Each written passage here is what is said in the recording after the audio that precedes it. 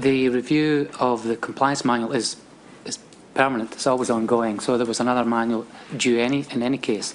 But as part of the process triggered by this inquiry, we have had an independent external inquiry into ITN's journalistic practices, and some of the findings of that will feature in the new compliance manual, which in fact is out in the last few weeks. Did the inquiry to which you've just adverted, did that investigate whether or not there has been phone hacking at Channel 4? Yeah, specifically so, and a range of other matters too, and the outcome, of course, as you may expect, was that there was no evidence of any phone hacking, blagging, payment to police, or any of the other practices which has been concerning this inquiry. And looking at your procedures and practices, I note that there is a section on surveillance and the law.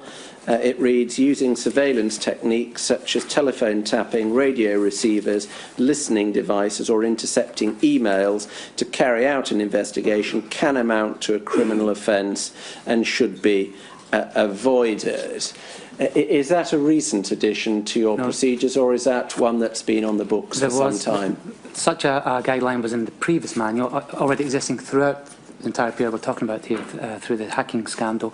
It's now been slightly altered, but that explicit reference to that means of unethical, those means of unethical information gathering has been there for some time. You said, did I gather that you're about to introduce a new version? It has just, a new compliance manual has just been issued to all ITN staff.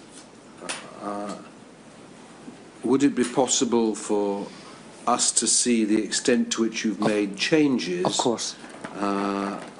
Because that might help inform us of course. About other things. In fact, I think some conversations have already taken place and that will be provided. Thank you. You go on to explain a little bit about how things work in practice, and first of all, about your approach to sources. You say it's rare for Channel 4 to broadcast a story where you rely solely upon information given to you by a source, whether on or off the record, where the information is not accompanied by a video, interview or document. Is that because of the risk of inaccuracy?